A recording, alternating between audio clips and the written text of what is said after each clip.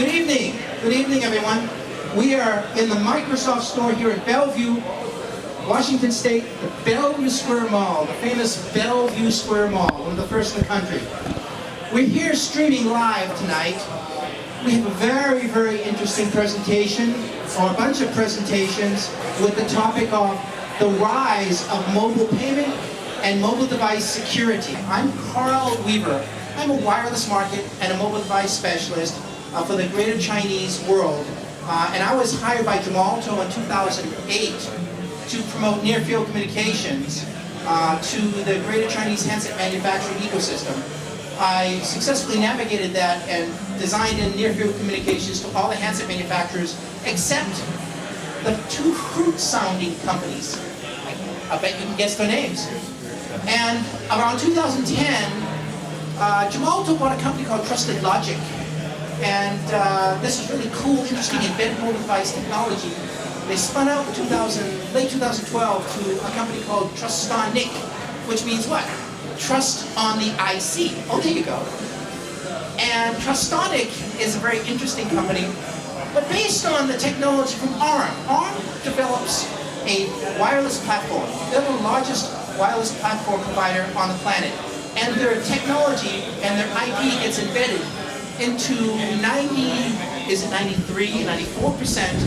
of all the smartphones in the world. All the smartphones in the world. And so it was, 95. I would say 95. Anybody from Intel here? Oh, it doesn't matter. So what I'm going to do is first I'm going to present on my vision of payments and security, plus what I'm doing right now. Currently I'm working for a company called Rivetz, and Rivetz provides developer tools for embedded security and this TEE technology. The presentation that I'll be presenting is called China, oh, whatever, this is the wrong one. Well, it doesn't matter. China Mobile Payment Dragon, that's not the right one. It's called The Rise of Mobile NFC Payments and TEE Security with Rivetz Tools. Same presentation, basically. I presented in Shanghai, China on September 9th. So basically, have you ever seen the Jerry Maguire movie? Show us the money, show me the money. Have you seen this movie? It's about the same thing. You all have smartphones, right? Okay, so what is this? Do you guys remember what these things are? What is this? Okay, so here's the thing. 10 years ago, this was the global standard for enterprise security. And the security is still pretty damn good today. Although people think they're dead. They're not dead. They have excellent security. This is called BlackFurry. This is the Q10 BlackFurry. Now, does anybody have, so this was 10 years ago, not very long ago. 10 years ago, this was the standard for enterprise security. Who has an iPhone? Let me see. All right. That's not new. This is the newest version. All right. Thank you. No. All right. This is the new enterprise security solution. Why? Because this uses two types of security to protect the mobile payment. It uses biometrics authentication for Touch ID and embeds that in a TE-like solution using ARM's firewall.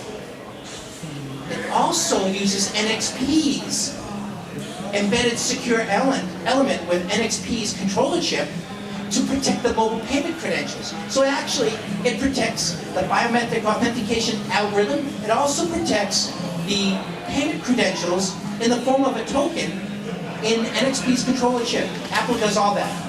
Pretty damn secure, would you not agree? Thank you. So what we have now is, from 10 years ago, this kind of security solution, you know, looks a little ugly, to the Apple iPhone. Everybody wants an iPhone, everywhere on the planet.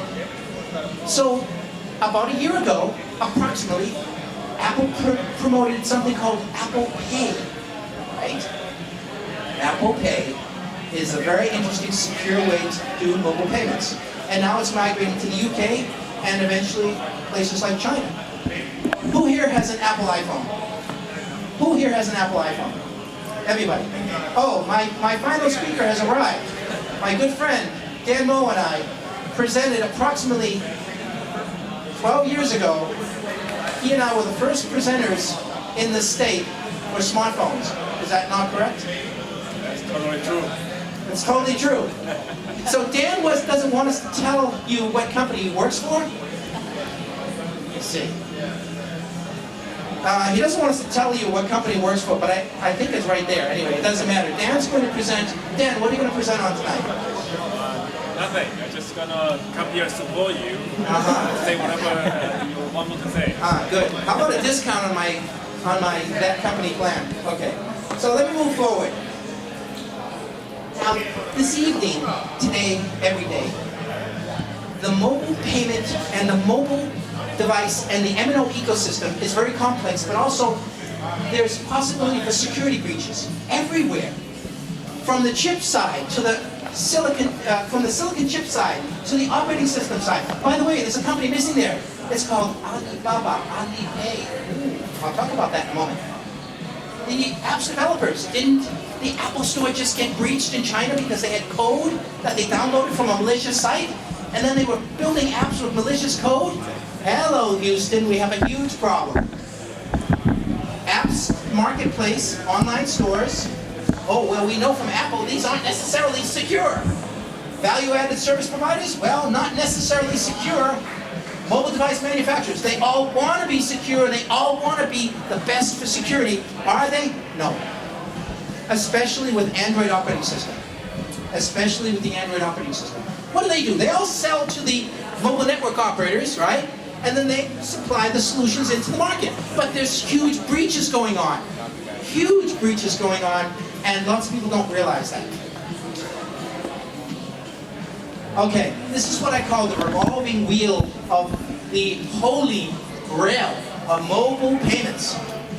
Oh, my goodness. First we heard Apple Pay, then we heard Google Pay, something like Google Pay, Google Wallet. A little vague, right? Google developed something called host card emulation, working with SimplyTap, a Texas company. And then we heard something about Alipay. Alibaba is promoting their own mobile wallet with their own mobile Ali Yuan operating system, selling to this company here called Michu. They invested about 5%, maybe more. So there's the connection there with a Chinese company with a mobile wallet. Oh, we have Samsung Pay. This is really cool. Why? Because Samsung Pay provides this MST technology. This is called magnetic strip technology, and it's really cool because this is essentially very similar to your credit card. Your credit card uses a magnetic strip. You swipe it. Well, what they've done is they've simply taken that technology and embedded it into a chip as a wireless, as almost a wireless solution, magnetic, along with NFC. So they actually have two wireless type solutions. You never have to take your credit card out if you use Samsung Pay. Okay. Up here we have Android Pay. Therein lies the dichotomy and the vagueness. Last year, ISIS, which is not a cute Egyptian lady, ISIS basically became Softcard. Softcard was basically the combination of AT&T, Verizon, and T-Mobile. I tried desperately to help this corporation. I invited them to my public speaking presentations. They initially entertained that, but they never did come to my presentations. Lord knows what they missed. Now, the real key is they went bankrupt. Technically, they went bankrupt. I don't know where the employees went, but I do know where the technology went. Didn't they get bought out by Google? Hold on. You're ahead of me, sir. Google basically bought something from Softcard. To this day, we don't know exactly what they bought. I don't even think Dan knows. We don't know what they bought. We don't know what the whole plan is, because they've made at least 2 or 3 announcements, and they really haven't introduced the concept of tamper-resistant security with their technology. Now let me move forward. Oh, 2 other things. PayPal, which is not necessarily offline proximity payments, it's online remote type payment, although they might introduce NFC. Bitcoin, in my humble opinion, is not safe and not secure.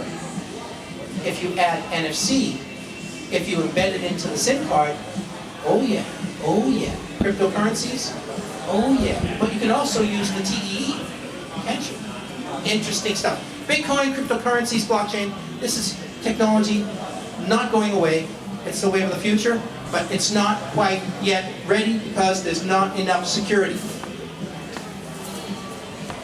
This is long, but the key here is there is actually a global standard for mobile payments. It's called the SWP NFC SIM card. And basically that's my years of working for Gemalto. There's actually a global standard. This is what Softcard was using. This is the global standard. It's a physical, what we call UICC, Universal Integrated Circuit Chip or something like that. It's a physical SIM card. Who owns it? The MNOs. Who controls it? Of course, the MNOs. You can have multiple applets, though, in that SIM card, which is really cool. But there's no tokenization. Migrate over to what Apple is doing. Apple is doing tokenization. Apple, of course, has an embedded secure element. Nobody else has been successful with an embedded secure element except Apple. Samsung has tried. The operator said, there's the boat, my friend. Google tried with their Google Wallet and an embedded secure element. ISIS and Softcard said, adios amigo, get out of here. However, Apple controls their destiny, so they can do whatever they want. They are doing whatever they want. Their future is what we call soft SIM. If you look at the Apple iPad mini, it has a soft SIM. It has the operator's profile provisioned when you buy the device. If you want to go to AT&T, Verizon, T-Mobile, and Sprint, they can provision it on the fly. It doesn't have an operator's profile. It's really flexible, and only Apple has been able to do that.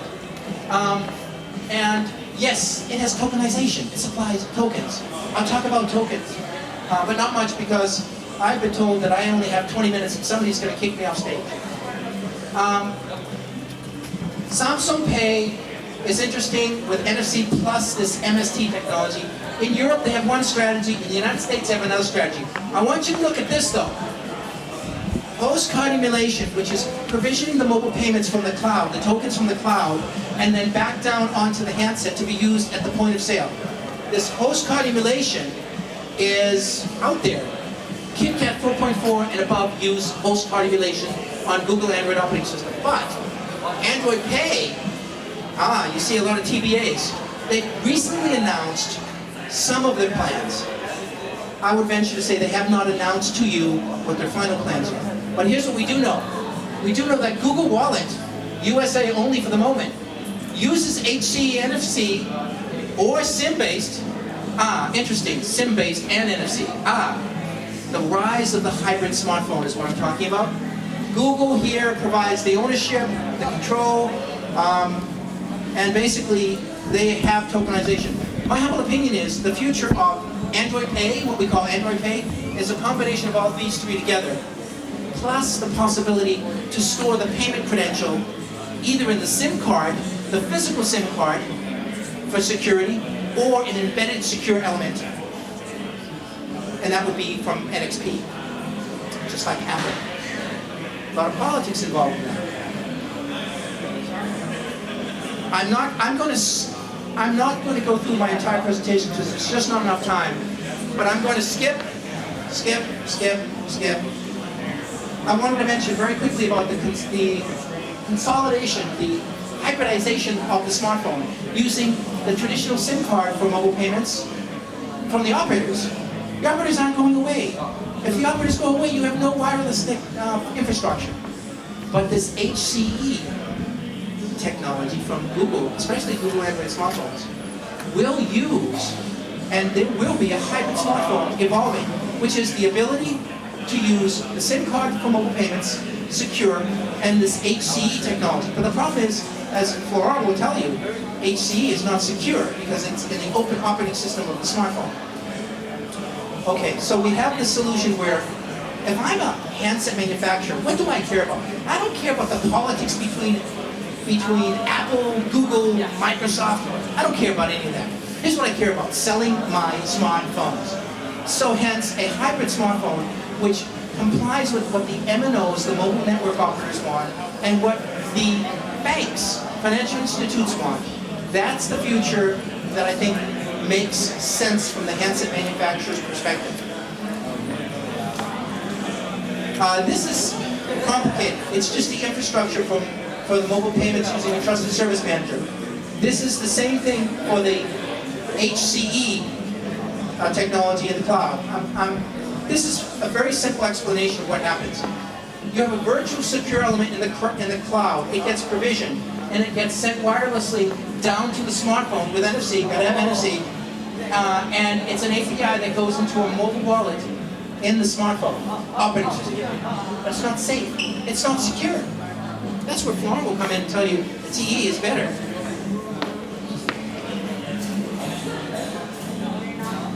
Does anybody know what tokenization means?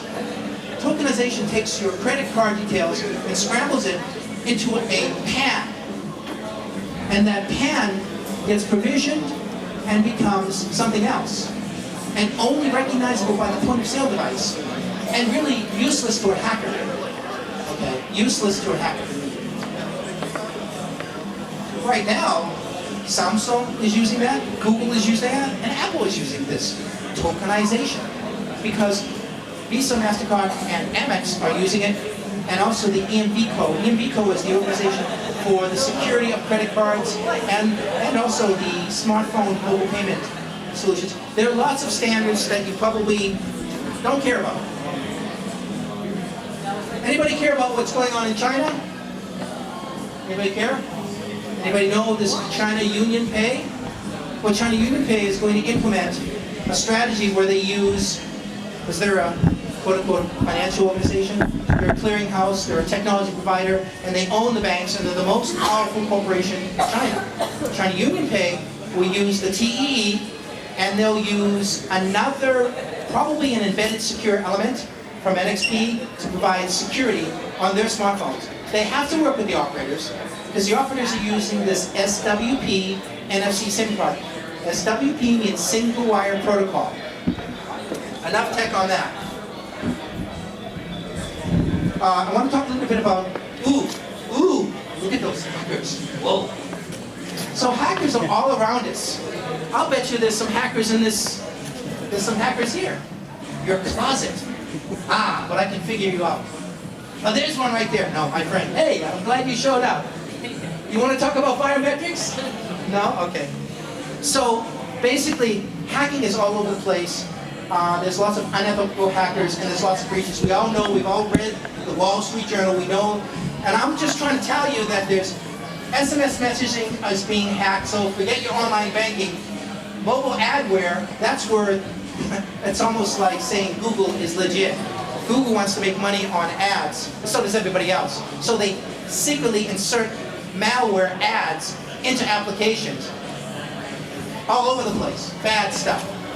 Stealing information. Everyone is out to take your personal identity and your security, and basically you have no protection. Bank fraud going on all everywhere. Ransomware, that's where they call you up after they've embedded malware into your device and say, I can remove that, but it's going to cost you $9.95, or $19.95, or $9,095. That's going to cost a lot of money, and that's ransomware. There's lots of bot and spam as well. The whole problem is that the open operating system is not secure. It's simply not secure. So that's why you need tamper-resistant security, something that we call the TE, the Trusted Execution Environment. I'm not going to talk too much about that because Florent will. So basically, security is moving into hardware. We have signature authentication using we have chip and signature right now. Is that really secure? Nada. Why are we doing it? Because it's cheaper than chip and pin? Or because Americans don't know how to remember a 6-digit PIN code? Don't know why. Legacy online payments, is that secure? Nah, not really. Passwords.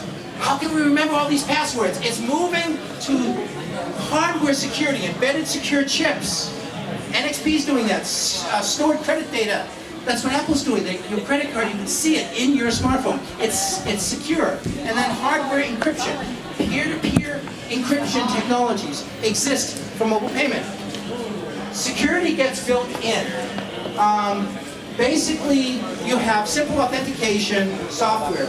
You have enterprises which try to encrypt their technology on external devices. But again, this is where the problem exists with BYOD. The reason why we see more breaches in security is because nobody's using these anymore. I will say that when Apple first started to introduce their smartphones, they were cool, but they weren't as secure as they are now. That is a fact. They are now. They are now because Apple's A7 and A8 chips work on ARM's Trustzone. So Apple is very, very secure now. We have, on the mobile side, strong identity with embedded security, and then we have this TE, the Trusted Execution Environment. So it's all moving towards more security, not less security. So your open operating system that you cherish so much, I think that's going away. What I mean is your open and free operating system with zero controls, I think that's going away. Locked transactions require secure instructions. You need safe key storage, backup, secure processing, secure display. Everything needs to be secured, and we do that with continuous monitoring, proof of stake, secure display. This is called trusted user interface, isolated execution. I'm not going to talk too much because Florent wants to focus on that. Again, it's a separation between the open operating system and the secure OS with Trustzone and the TE. I'm not going to talk too much about that TE, except to say that what I do for Rivetz is we supply in the open operating system the ability to take any application and secure it inside of the TE. We're providing developer tools for you developers to take any application you feel needs to be secured and port it over into this TE environment. And what we do is we have the capability to give you secure display, key storage, secure PIN, all this security in the chip, and all the applications that need security.